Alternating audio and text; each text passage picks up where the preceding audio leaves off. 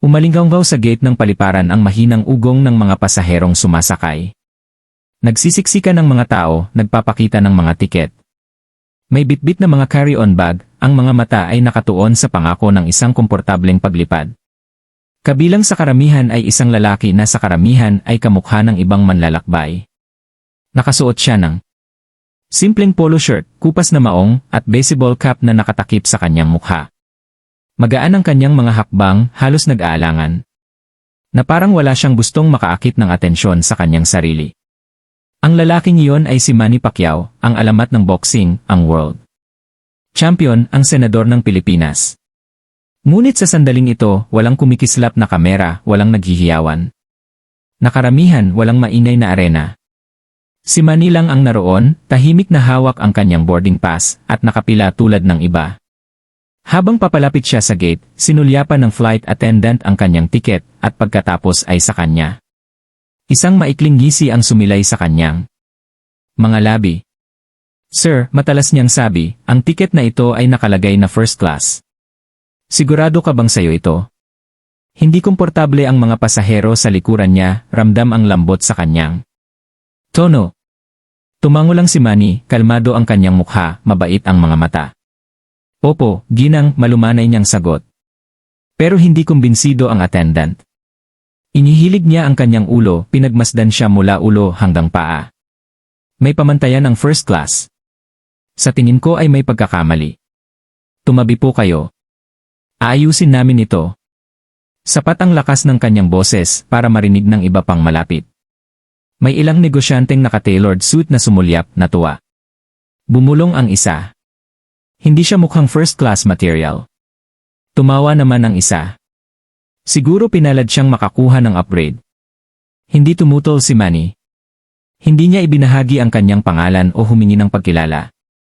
Sa halip, tahimik siyang tumabi, matyagang naghihintay habang dumadaan ang ibang mga pasahero sa kanya. Ang kanyang kilos ay walang galit, walang pagmamalaki, kundi pagpapakumbaba lamang. Maya-maya, bumalik ang attendant na may pilit ng ngiti.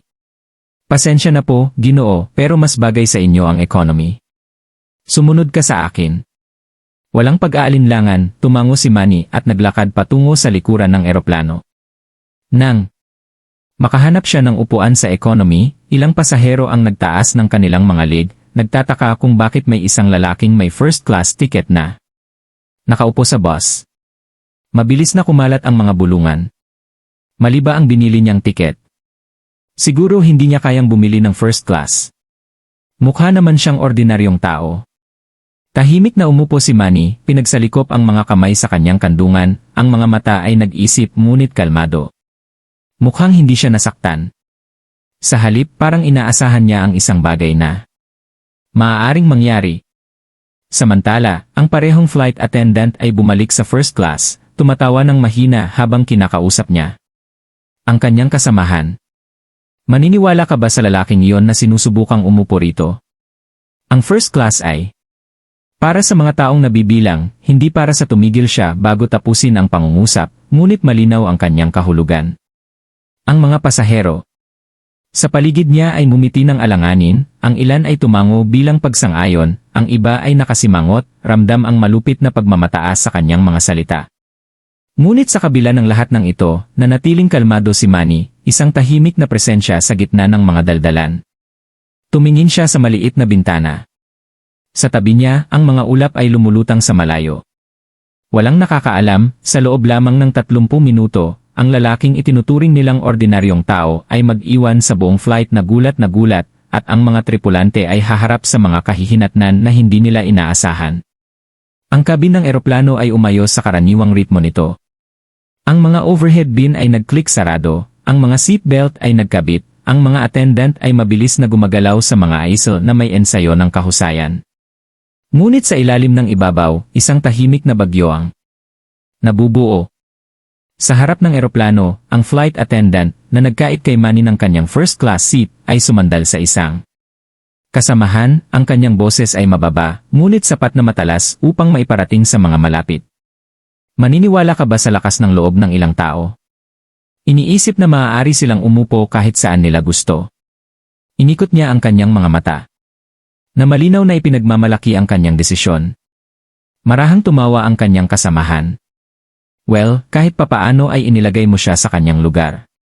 Narinig at mumisi ang mga pasahero sa first class. Bumulong ang isa, maaari mong laging masabi kung sino ang hindi nabibilang. Ang mga damit, ang paraan ng kanilang pagdadala, halata naman. Tumango ang isa pa bilang pagsang-ayon. Humigop ng alak bago pa man umalis ang eroplano. Samantala, pabalik sa economy, tahimik na umupo si Manny. Inayos niya ang kanyang seatbelt at mumiti ng bahagya sa matandang babaeng nakaupo sa tabi niya. Magalang na ginantihan ito ng babae, ngunit maging siya ay mukhang naguguluhan, sumusulyap sa ticket stub nito, sumisilip sa kanyang bulsa. Sa kabilang pasilyo, isang binatilyong lalaki ang humila sa manggas ng kanyang ina. Nay, si Manny Pacquiao po yan. Natuwa ang kanyang boses, ngunit mahina. Kumunot ang noo ng kanyang ina, hindi nakilala ang pangalan. Sino? Ang boksinggero. Ang kampiyon. Tingnan mo. Sinimulan ng bata na kunin ang kanyang telepono. Ngunit naagaw ng kanyang pansin si Manny at marahang umiling. Ang kanyang ulo ay nagbigay ng isang mabait na ngiti na parang sinasabing, ayos lang. Hindi na yon. Nanlaki ang mga mata ng bata sa paggalang, at tahimik siyang umupo, bagamat lalo lamang lumakas ang kanyang paghanga. Lumipas ang mga minuto, at nagsimulang maghain ng inumin ang mga attendant. Nang magalang na humingi ng tubig si Manny, lumapit ang attendant na may halatang iritasyon. Inilagay niya ang tasa sa harap niya ng may buntong hininga, bahagya na sumusulyap sa kanya. Sige, huwag mong itapon. Nasasaktan ang mga nakarinig sa mga salita. Isang lalaki ilang hanay ang layo ang bumulong, iyan. Hindi yan ang paraan para makipag-usap sa pasahero. Ngunit umalis ang attendant ng walang pag-aalinlangan, ang kanyang mga sapatos ay malakas na tumatama sa sahig ng aisle. Nagsimulang kumalat ang mga bulungan sa kabin. Ang ilang mga pasahero ay tumawa, nakisali sa pangungutya. Ang iba ay nakasimangot. Hindi komportable sa kung paano nagaganap ang sitwasyon. Gayunpaman, walang nakialam.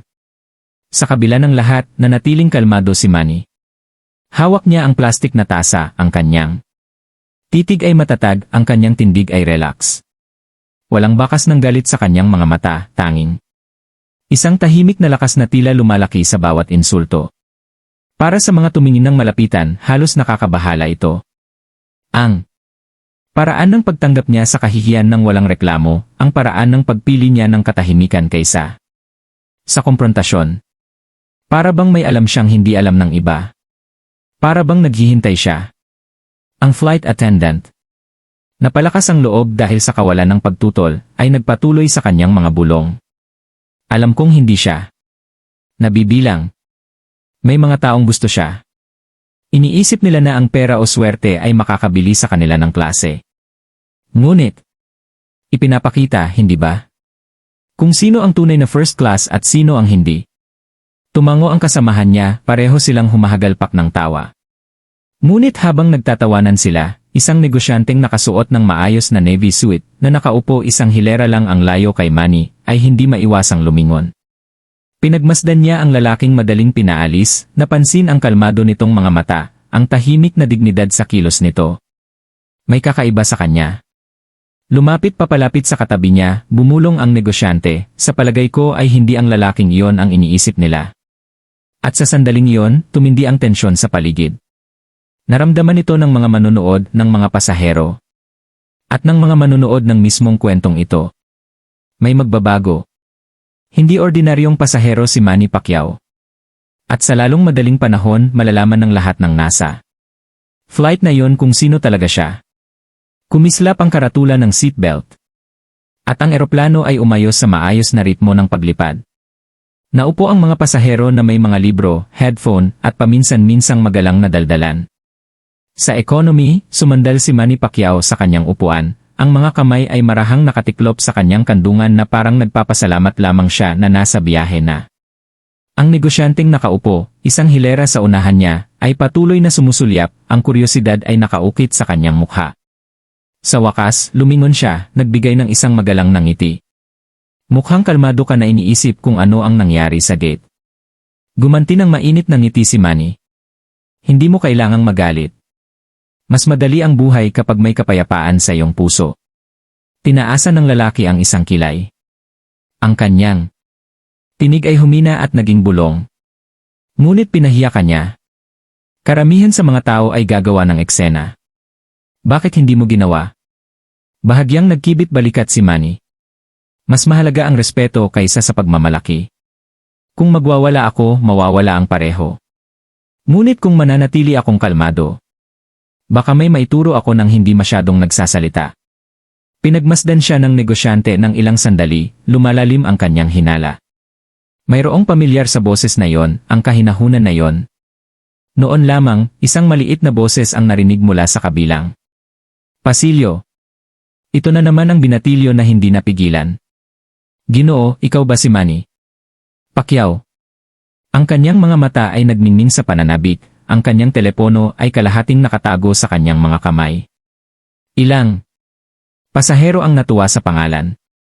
Ang ilan ay kumunot ang noo, ang iba ay humagikik ng may pagwawalang bahala. Narinig ito ng attendant kaya umikot ang kanyang mga mata. Naku, pakiusap, bulong niya ng mahina. Hindi upo si Manny Pacquiao dito sa economy. Marahang humagikik si Manny, itinaas ang isang daliri sa kanyang mga labi. Tayo na lang sana yan, okay? Kumindat siya sa bata, na halos sumabog sa tuwa, ngunit sabik na tumango, tinatakan ang sikreto na parang isang mapagkakatiwalaang kaibigan. Lumapit ang ina ng bata. Tumigas ang kuryosidad. Pacquiao, ang ibig mo bang sabihin ay ang boksingero? Ikaw ba talaga yan? Ikiniling ni Manny ang kanyang ulo, mapagkumbaba pa rin. Mahalaga ba? Kung sino ako? Isa lang akong pasahero ngayon. Mukhang nahihiya ang ina, hindi alam kung paano sasagot, ngunit ang init sa tono ni Manny ay nagpakalma sa kanya. Di nagtagal, nagsimulang umikot ang usapan sa mga hanay sa paligid niya. Tinanong ng mga tao kung saan siya patungo, kung ano ang nagdala sa kanya sa flight na ito, kung paano niya hinarap ang ganitong bastos na pagtrato kanina. Sumagot si Manny ng simple at maalalahanin. Uwi ako para makita ang pamilya ko, mahina niyang sabi. Pamilya ang laging inuuna. Ano ang naisip mo tungkol sa kung paano ka tinatrato ng attendant? Tanong ng isang tao. Tumigil si Manny, ang kanyang mga mata ay nag-isip. Minsan ang mga tao ay humahatol batay sa kanilang nakikita. Mga damit, hitsura, maging ang upuan sa eroplano. Ngunit ang hindi nila nakikita ay ang kwento sa likod ng isang tao. Lahat ay may mga paghihirap. Lahat ay may mga tagumpay. Hindi ko siya ikinalulungkot. Marahil ay nahihirapan lang siya sa araw na yon.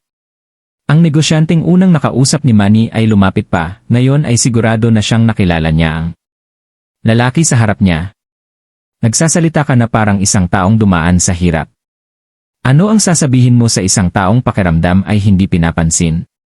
O hindi iginagalang? Lumambot ang mga mata ni Manny. Tumingin siya sa paligid ng kabin, ang kanyang boses ay banayad ngunit makapangyarihan. Sasabihin ko ito sa kanila. Igalang mo muna ang iyong sarili. Huwag mong hayaang ang iba ang magdesisyon sa iyong halaga. Kung may isang taong hindi maganda ang pakikitungo sa iyo, tandaan na mas sinasabi nito ang tungkol sa kanilang puso kaysa sa iyo. Manatiling mapagpakumbaba. Manatiling mabait. Sa huli, ang katotohanan ay laging lumalabas. Ang kanyang mga salita ay nakasabit sa hangin na parang isang sermon, humihila ang atensyon ng mga nasa malapit. Kahit ang mga natawa sa kanya kanina ay natahimik, biglang hindi sigurado. Sa sandaling iyon, muling dumaan ang parehong attendant, sumulyap sa kanya ng patagilid na may kaunting ngisi. Ngunit nawala ng ekspresyon ang kanyang mukha nang mapansin niya kung gaano karaming mga pasahero ang nakamasid, nakikinig ng mabuti sa bawat salitang sinabi ni Manny. May kung anong nagbago sa kanyang mood. Ang binatilyo, hindi mapigilan ang kanyang paghanga, ay bumulong. Kung ako sa'yo, Ginoo. Sinigawan ko na agad siya. Hindi ka ba nagagalit? Umiti ng marahan si Manny. Ano? Ang mabuting may dudulot niyan? Ang galit ay parang apoy. Mas sinusunog nito ang nagdadala nito kaysa sa taong tinutugunan nito. Minsan, ang pasensya ang pinakamalakas na sagot. Ang kanyang mga salita ay bumagsak ng mabigat. Tumatatak at mas malalim kaysa sa kanyang nilayon. Maging ang negosyante ay natagpuan ang kanyang sarili na dahan-dahang tumatango, pinagninilayan ang kanyang sariling buhay. Gayunpaman, ang hindi napagtanto ng sinuman sa kanila ay ang katotohanan, ang buong bigat kung sino talaga ang tahimik na lalaking ito. Ay malapit ng mahayag sa paraang magpapabago sa kapaligiran ng buong paglipad. Ang pasensya at kabaitan na ipinakita ni Manny ay hindi mga palatandaan ng kahinaan. Ito ay mga palatandaan ng napakalaking lakas. At di nagtagal, lahat ng nakasakay ay haharap sa katotohanang iyon. Lumipad ang eroplano sa ibabaw ng mga ulap, ang ugong ng mga makina, isang mahinahon at matatag na kapaligiran sa tahimik na mga pag-uusap na nagsimulang umikot. Ang mga pasahero ni Manny na sa una ay itinuturing lamang siyang isa pang manlalakbay ay ngayon ay yumuko, mausisa tungkol sa kalmado at matalinong lalaki sa economy cabin. Tumingin sandali si Manny sa labas ng maliit na oval na bintana, ang langit ay umaabot. Nang walang katapusan. Huminga siya ng malalim pagkatapos ay bumalik sa negosyante at ang binatilyong lalaki na nanatiling malapit. Alam mo, nagsimula siyang mahina. Hindi laging madali ang buhay para sa akin. Nagtaas ng kilay ang negosyante na intriga. Talaga? Sa palagay ko. Tumigil siya, naghahanap ng mga tamang salita. Ang isang taong tulad mo ay ibibigay ang lahat sa kanila. Umiling si Manny, isang bahagyang ngiti ang sumilay sa kanyang mga labi. Hindi. Walang. Naibigay sa akin. Lumaki ako sa isang maliit at mahirap na kapitbahayan sa Pilipinas. Ang aking pamilya ay napakakaunti. Karamihan sa mga araw, hindi namin alam kung saan manggagaling ang susunod na kakainin. Kailangan kong lumaban, hindi sa loob ng ring, kundi para mabuhay, para matulungan ang aking pamilya, para ipakita sa aking nakababatang kapatid na lalaki at babae na may pag-asa. Nalalaki ang mga mata ng binatilyong lalaki, hawak ang kanyang telepono na parang takot na makaligtaan ang isang salita. Kaya, lagi kayong nag-aaway? Tanong niya. Araw-araw, malumanay na sagot ni Manny. Minsan sa paaralan, minsan sa mga lansangan, minsan sa buhay lang. Ang kahirapan ay nagtuturo sa iyo ng mga bagay na hindi kayang gawin ng iba. Nagtuturo ito ng pasensya, katatagan at pagpapakumbaba. Nagtuturo ito sa iyo na makita ang mga tao. Hindi kung ano ang mayroon sila, hindi kung ano ang kanilang suot, kundi kung sino sila. Sumandalang negosyante, ngayon ay nakikita si Manny sa isang bagong pananaw. At ang boxing. Iyon ba ang iyong pagtakas? Tumango si Manny. Ang boxing ay nagbigay sa akin ng paraan para bumangon. Ngunit hindi ito madali. Nagsanay ako bago sumikat ang araw, nagtrabaho ng iba't ibang trabaho sa hapon, at tinutulungan ang aking pamilya sa gabi. Tatawanan ako ng mga tao, sasabihin sa akin na hindi ako makakarating, na hindi ako nabibilang sa isang mundo ng mga kampiyon. Ngunit nagpatuloy ako.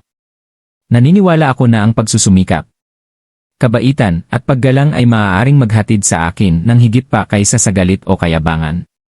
Tahimik na ang loob ng kabin ngayon. Ang mahinang bulungan ng eroplano ay unti-unting nawawala. Maging ang mga dumadaang attendant ay tila bumagal, nahuhuli ang mga bahagi ng kanyang kwento. Ang boses ni Manny ay lalong humina, halos parang pag-amin. Hindi mabilang na beses na akong tinatrato ng hindi patas. Pinagdudahan ako ng mga tao, ininsulto ako, at kung minsan ay sinubukan nilang pahiyain ako. Ngunit may natutunan akong mahalaga. Ang kanilang mga salita ay hindi kayang tukuyin ako. Tanging ang aking mga kilos lamang ang makakagawa. Tanging ang aking puso lamang ang makakagawa. Ang ina ng bata na nakaupo sa malapit ay yumuko. Paharap. Kaya, hindi mo ba hinahayaang maabala ka nito? Bahagya ng umiti si Manny. Siyempre, nababagabag ka nito sa una. Kahit sino ay masasaktan, ngunit ang sakit ay maaaring magturo sa iyo ng mga aral. Ang pagtitiis, pagpapakumbaba. Habag, ang mga iyon ay mas malakas kaysa sa anumang galit. Lumingon siya sa paligid ng cabin. Nakikipag-eye contact sa ilang pasahero na tahimik na nakikinig. Ikinukwento ko ito hindi para magyabang. Ikinukwento ko ito para maunawaan mo na ang sinumang makilala mo ay may kwentong hindi mo alam. Maaaring makakita ka ng isang taong nahihirapan, isang taong tila ordinaryo, isang taong sa tingin mo ay hindi kabilang, ngunit ang kanilang paglalakbay ay kanila, at ang kanilang halaga ay hindi masusukat sa isang sandali, isang sulyap, o isang upuan lamang. Yumuko ang negosyante. Na-inspire. Makapangyarihan yan. Karamihan sa mga tao ay malamang na sumigaw na sa attendant na yon. Ngayon, marahang tumawa si Manny. Karamihan sa mga tao ay ganoon, ngunit natutunan ko na. Ang lakas ay hindi laging malakas. Minsan ito ay tahimik. Minsan ito ay hindi nakikita hanggang sa dumating ang tamang sandali. Ang mga mata ng binatilyo ay kuminang sa paghanga. Sana ay maging katulad ko rin balang araw. Kaya mo, sabi ni Manny habang nakangiti. Hindi ito tungkol sa pakikipaglaban sa ring. Ito ay tungkol sa pakikipaglaban para sa kung ano ang tama sa iyong buhay at pagtrato sa iba ng may paggalang kahit na hindi ka nila tinatrato ng pareho. Sa sandaling iyon, ang eroplano ay higit pa sa isang paraan ng paglalakbay. Ito ay naging isang sisidlan para sa empatya. Sa ilalim, pagtayo at pagninilay. Bawat pasaherong nakarinig ng kwento ni Manny ay nakaramdam ng bigat ng kanyang mga salita. Ang ilan ay nakaramdam ng kahihiyan dahil sa kanilang mga naunang paghatol. Ang iba ay nakaramdam ng pag-asa. At ang ilan ay tahimik na nag-iisip kung ano ang susunod na mangyayari. Hindi nila alam ang sandali upang masaksihan ang kanyang tunay na lakas, ang siyang yayanig sa buong biyahe, ay ilang minuto na lamang ang layo. Ang mga bulungan ng mga pasahero ay pumuno sa kabin habang ang kwento ni Manny ay tumatak sa kanilang mga puso. Ang mga matang dating sumusulyap ng may pagwawalang bahala ay ngayon ay tumingin ng may kuryosidad, maging pagkamangha. Ngunit ang tunay na punto ng pagbabago ay darating pa. Habang papalapit na ang biyahe sa pinakamataas na antas, magalang na tinanong ni Manny ang flight attendant, maaari ko bang itanong kung ano ang nangyayari ngayon? Ang kanyang tono ay kalmado, banayad at walang akusasyon. Kumurap ang attendant na bigla. Anong ibig mong sabihin? Maingat niyang sabi, ang kanyang boses ay medyo nagtatanggol. Napansin ko kanina, mahinang sabi ni Manny. May tensyon sa pagsakay. Gusto ko lang maintindihan. Lahat ay may kanya-kanyang kwento. Isang katahimikan ang bumalot sa mga kalapit na hanay. Yumuko ang mga pasahero, naramdaman ang bigat ng sandaling iyon. Nalalaki ang mga mata ng binatilyong lalaki, lumalaki ang paghanga niya sa bawat segundo. Nag-atubili ang katulong, saka bumuntong hininga at yumuyuko ang postura. Mahirap ang linggong ito. May sakit ang tatay ko. Doble ang shift ko sa trabaho. Hindi ko sinasadya. Basag ang boses niya. Tumingin siya sa mga kamay niya. Nadismaya ako at ibinuhos ko na ang lahat. Aba, lahat pati ikaw. Tahimik na tumango si Manny, nakikinig ng mabuti. Mukhang marami kang dala, sabi niya. Hindi naman iyon dahilan para maging bastos, pero iyon ang dahilan. Nagbulungan ang mga pasahero, ang ilan ay nagulat sa biglaang kahinaan. Maging ang negosyante, na kanina ay nagdududa, ay sumandal sa pagmumuni-muni. Sinuyod ni Manny ang buong kabin. Alam ba ng iba rito? Tanong niya, sabay lingon sa mga pasaherong malapit. Umiling ang ilan. Mahina siyang umiti, na parang may pinag-iisipan, tahimik sa isip. Pagkatapos, tumayo siya at hinarap ang mga flight attendant. Sa tingin ko, mahalagang malaman ng lahat na hindi siya tamad. Hindi siya bastos. May mga personal na pasanin siyang dinadala na hindi maisip ng karamihan sa atin. Gayunpaman, ginagawa pa rin niya ang kanyang trabaho. Nagtatrabaho siya ng husto, sa ilalim ng pressure, sa ilalim ng stress, tulad ng lahat ng may responsibilidad sa iba. Sumunod ang isang nakakagulat na katahimikan. Nagsimulang magbago ang pananaw ng pasahero sa sitwasyon. Umalinggaw ang mga bulong ng pakikiramay sa pasilyo. Tiningnan ng ilang pasahero ang attendant ng may bagong respeto. Ang ilan ay ngumiti pa nga ng marahan para panatagin siya. Lumapit si Manny sa attendant at sinabing, gusto kong tumulong. Hindi para parusahan, kundi para suportahan. Mahirap ang buhay. Mas mahirap kapag may mga taong nanghuhusga nang hindi alam ang buong kwento. Nanlaki ang mga mata ng attendant. Umiling siya at nabigo sa mga salita. Hindi ko alam ang sasabihin ko, nauutal niyang sabi. Hindi mo na kailangang magsalita pa, sagot ni Manny. Alamin mo lang na ang habag at pag-unawa ay higit pa sa kaya ng galit. At ang iyong katapatan ngayon ay katapangan. Nagsimulang tumango at bumulong ng pagsang-ayon ang mga pasahero. Ang ilan na nagdududa noon ay tahimik na naantig ngayon. Maging ang negosyante ay tahimik na umamin sa kanyang sarili. Mali ang aking paghuhusga sa kanya. Lahat kami ay nagkamali. Ang binatilyong lalaki, na hindi mapigilan ang sarili, ay bumulong, "Sir, napakagaling mo. Hindi ka lumaban. Hindi ka sumigaw, ngunit ipinakita mo pa rin sa lahat ang katotohanan." Ngumiti si Manny, habang inilalagay ang isang nakakapagpakalmang kamay sa balikat ng attendant. Minsan ang pinakamalakas na aksyon ay ang pagtitiis, pagmamasid, at pag-unawa. Iyan ang katotohanang kailangan nating lahat tandaan. Lahat ay may mga paghihirap. Lahat ay nararapat na respetuhin. Sa pagtatapos ng pagbubunyag na ito, nagbago ang buong kapaligiran ng kabin. Kung saan may tensyon, mayroon na ngayong respeto. Kung saan may paghuhusga, mayroon na ngayong empatya. Ang attendant ay tumayo ng mas matangkad. Bahagyang namula ang kanyang mga pisngi, sa wakas ay naramdaman niyang nakita siya. Hindi bilang isang taong nagkamali, kundi bilang isang taong gumagawa ng kanyang makakaya. Sa sandaling iyon, ang tahimik na karunungan ni Manny Pacquiao ay nagbago sa paglipad.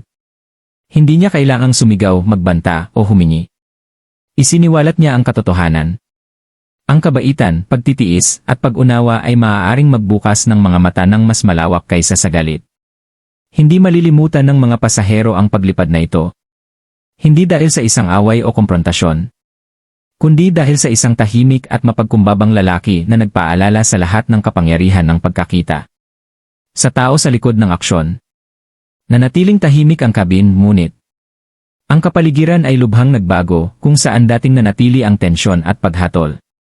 Isang bagong tuklas na respeto at pagkausyoso ang pumuno sa hangin. Ang mahinahong kilos at maalalahaning mga salita ni Manny Pacquiao ay naghanda ng daan para sa isang bagay na mas dakila. Tiningnan ni Manny ang flight attendant, ang kanyang ekspresyon ay mainit at mahabagin. "Nagtatrabaho ka sa ilalim ng maraming pressure," malumanay niyang sabi. "Gusto kong siguraduhin na hindi iyon mapapansin. Hindi lang ngayon, kundi araw-araw." Kumurap ang attendant sa gulat. "Hindi ko maintindihan," sabi niya, bahagyang nanginginig ang boses. Ngumiti si Manny. "Naniniwala ako sa kilos, hindi lamang sa salita. Kaya narito ang gagawin natin." Humarap siya sa flight manager na nagmamasid. Tahimik na binabasa ang sitwasyon. Karapat-dapat siyang kilalanin para sa kanyang pagsusumikap, dedikasyon, at katapatan. "Gusto kong siguraduhin sinusuportahan siya, hindi lamang sa pamamagitan ng mga salita, kundi pati na rin sa pagkakataon." Nagbulungan ang mga pasahero, nagtataka. Tumango ang ilan bilang pagsang-ayon. Ang iba naman ay bumulong ng kanilang paghanga.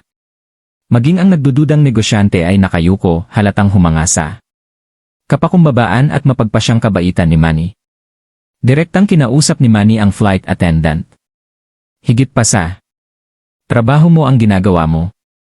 Nagpapakita ka ng katatagan, lakas ng loob, at integridad. Mas mahalaga yon kaysa sa masusukat ng sinuman. Kaya, nakausap ko na ang airline. Sisiguraduhin nilang makakatanggap ka ng wastong pagkilala para sa iyong mga pagsisikap at karagdagang suporta upang mapadali ang iyong trabaho." Nanlaki ang kanyang mga mata, tumutulo ang luha. "Hindi ko alam kung ano ang sasabihin," bulong niya na labis na nadarama. "Hindi mo na kailangang magsalita," malumanay na sagot ni Manny. "Patuloy ka lang na maging matatag at mabait na tao. At alamin na nakikita ka ng mga tao kahit na sa tingin mo ay walang nakakakita sa iyo." Ang iba pang mga flight attendant na tahimik na nagmamasid ay nagpalitan ng tingin. Ang ilan ay mukhang nahihiya na pagtanto na mali ang kanilang paghatol sa kanya. Isa sa kanila, isang senior attendant, ay humakbang paharap. "Dapat akong humingi ng tawad. Alam nating lahat kung gaano ka kasipag magtrabaho. Hindi ko napagtanto kung gaano ka nagmamalasakit." Ngumiti ang attendant kahit lumuluha. "Salamat. Malaki ang kahulugan niyan." Hindi doon tumigil si Manny. Humarap siya sa mga pasahero, kalmado ngunit mapang-utos ang kanyang boses. "Gusto kong maalala ng lahat ng nasa flight na ito ang sandaling ito. Ang kabaitan, At pag-unawa ay mas makapangyarihan kaysa sa galit o panghuhusga. Tratuhin ang isa't isa ng may respeto dahil hindi mo alam ang mga laban na kinakaharap ng isang tao. Nagsimula ang isang palakpakan. Mahina sa simula, pagkatapos ay lalong lumakas habang ipinahayag ng mga pasahero ang kanilang pagsang-ayon. Pumalakpak ang binatilyo. Nang masigla, ang mga mata ay nagniningning sa paghanga. Maging ang negosyante, na ngayon ay lubos na nagpapakumbaba, ay tumango bilang paggalang. Pagkatapos ay gumawa si Manny ng isang bagay na hindi inaasahan. Personal niyang binigyan ang attendant ng isang sulat ng pasasalamat na nagpapahayag ng kanyang pasasalamat para sa kanyang katapatan, dedikasyon, at katapangan. Ito ay isang maliit na tanda lamang, anya, ngunit may kasama itong paalala. Huwag maliitin ang sarili mong lakas at huwag pagdudahan ang pagkakaibang magagawa ng isang tao. Mahigpit na hinawakan ng flight attendant ang sulat habang umaagos ang luha sa kanyang mukha. Halos hindi siya makapagsalita, paulit-ulit na tumatango, bahagyang nanginginig ang kanyang mga kamay. Kumpleto na ang pagbabago, hindi lamang para sa kanya, kundi para sa buong kabin. Ang lugar na nagsimula sa tensyon, iritasyon, at paghatol ay naging isa sa empatya, pag-unawa, at inspirasyon. Ang mga pasaherong inaasahan lamang ang isang regular na paglipad na naantig ang mga puso, nagbago ang mga isip at nabuhay ang loob. Bumalik si Manny sa kanyang upuan, tahimik, pinagmamasdan ang kabin. Hindi niya kailangang lakasan ang kanyang boses o gumawa ng eksena. Ang kanyang lakas ay tahimik, may empatya, at nakapagpapabago. Ipinaalala niya sa lahat ng nasa flight na yon na ang tunay na kapangyarihan ay wala sa pangingibabaw kundi sa habag, sa lubos na pagtingin sa iba at sa pagkilos nang may integridad. Sa sandaling iyon, pinatunayan ni Manny Pacquiao na ang isang taong may pasensya, pag-unawa, at tahimik na katapangan ay maaaring magpasiklab ng pagbabago na higit pa sa isang engkwentro. Ang ugong ng mga makina ay patuloy na patuloy, ngunit ang kapaligiran sa kabin ay ganap na nagbago. Ang nagsimula bilang tensyon, pagkadismaya, at hindi pagkakaunawaan ay napalitan na ngayon ng paggalang, paghanga, at pagninilay-nilay. Sumandal si Manny Pacquiao sa kanyang upuan. Isang kalmado ngunit kontentong ekspresyon sa kanyang mukha. Nagmasid, nakinig, at kumilos siya hindi nang may galit, kundi nang may empatya. Ang flight attendant ay nakaupo ilang hanay sa unahan, hawak pa rin ang sulat na ibinigay sa kanya ni Manny. Natuyo ang mga luha sa kanyang pisngi, napalitan ng isang maliit at mapagkumbabang ngiti. Sumulyat siya kay Manny, ang kanyang mga mata ay puno ng pasasalamat. Sa unang pagkakataon sa loob ng ilang araw, o marahil mga linggo, naramdaman niyang nakita at pinahahalagahan siya, hindi lamang bilang isang manggagawa kundi bilang isang tao. Sa paligid ng kabin, ang mga pasahero ay tahimik na nagbulungan sa isa't isa. Ang ilan ay nagbahagi ng kani-kanilang mga kwento, napagtanto na sila rin ay masyadong mabilis na nanghusga. Ang ilan ay tumango lamang sa isa't isa, nang tahimik, sumasang-ayon na dadalhin nila ang aral na ito ng higit pa sa paglipad. Maging ang nagdududa na negosyante na kanina ay umirap sa nangyayaring sitwasyon, ngayon ay sumandal ng may nagninilay-nilay na ekspresyon, tahimik na kinikilala ang lalim ng karunungan ni Manny. Kinausap ni Manny ang kabin sa mahinahon at matatag na boses, tinitiyak na maririnig siya ng lahat. Gusto kong may maalala ang lahat ng nandito na mahalaga, panimula niya. Ang buhay ay puno ng mga hamon, pressure, at hindi inaasahang paghihirap. Kadalasan, ang mga taong nakakasalamuha natin ay may daladalang pasanin na hindi natin nakikita. Ang paghusga sa kanila sa isang iglap, dahil man sa kanilang pag-ugali, trabaho, o isang maliit na pagkakamali ay hindi lamang hindi patas, ninanakawan din tayo nito ng pangunawa, habag at koneksyon. Natahimik ang mga pasahero habang nakikinig sila. Yumuko ang binatilyong lalaki mula sa mga naunang hanay, pansamantalang nakalimutan ang kanyang telepono sa kanyang mga kamay. Ginoo, mahina niyang tanong. Kaya, tungkol ito sa pagtingin sa taong nasa likod ng aksyon. Ngumiti si Manny nang may pagmamahal. Eksakto. Bawat tao ay may kwento. Bawat pakikibaka ay totoo. At bawat kilos, mabuti man o masama, ay naimpluwensyahan ng mga pangyayaring maaaring hindi natin alam. Ang pinakamalakas at pinakamahalagang bagay na magagawa natin ay tumugon ng may empatya, hindi galit. Manindigan para sa respeto, kabaitan, at integridad kahit na hindi maaaring mangyari ang iba. Iyan ang uri ng lakas na nagtatagal. Ang attendant, sa wakas ay nakahanap ng kanyang boses, ay nagsalita ng mahina. Gusto ko lang magpasalamat sa iyo sa pagkita sa akin, sa pag-unawa sa akin. Hindi ko inaasahan na may makakapansin, lalo na ang magmamalasakit. Tumango si Manny. Hindi mo ako kailangang pasalamatan. Ang mahalaga ay patuloy mong ginagawa ang iyong ginagawa. Ngunit ngayon, sa kaalamang makikita ng mga tao ang iyong pagsisikap at ang iyong halaga, hayaan mong gabayan ka nito sa iyong mga aksyon at hayaan itong ipaalala sa iyo na kahit ang pinakamaliit na kilos ng katapatan, pagpapakumbaba o katapangan ay hindi kailanman nasasayang. Ang mga pasahero sa paligid ng kabin ay nagsimulang pumalakpak ng mahina pagkatapos ay mas malakas habang kumakalat ang palakpakan. Ang ilan ay tumayo. Nagbibigay ng mga salita ng paghihikayat sa flight attendant. Ang pakiramdam ng tensyon na pumuno sa eroplano habang sumasakay ay napalitan ng init, koneksyon, at isang kolektibong aral sa sangkatauhan. Sumandal si Manny, tahimik na nagmuni-muni. Hindi ito tungkol sa kapangyarihan o otoridad. Ito ay tungkol sa pag-unawa, pagmamasid, at paggawa ng makabuluhang aksyon. Isang simpleng kilos, isang nota ng pagkilala, at isang matyagang pag-uusap ang nagpabago sa isang buong paglipad. Iyan ang kapangyarihan ng empatya. Iyan ang kapangyarihan ng pakikinig. Iyan ang kapangyarihan ng pagtrato sa iba ng may dignidad, anuman ang sitwasyon. Bumulong ang binatilyong na-inspire sa kanyang ina, gusto kong maging katulad niya. Kalmado. Malakas at mabait kahit na ang iba ay hindi. Ngumiti siya sa kanya, napagtanto na ang mga aral na tulad nito ay hindi natutunan sa mga libro, kundi sa mga sandali ng tunay na koneksyon ng tao. Habang nagsisimulang bumaba ang eroplano, ang mga pasahero ay may daladalang higit pa sa kanilang mga bagahe. May dala silang kwento ng paggalang, pagpapakumbaba, at katapangan. Isang kwento na magbibigay inspirasyon sa kanila at marahil sa iba pa na kanilang makikilala.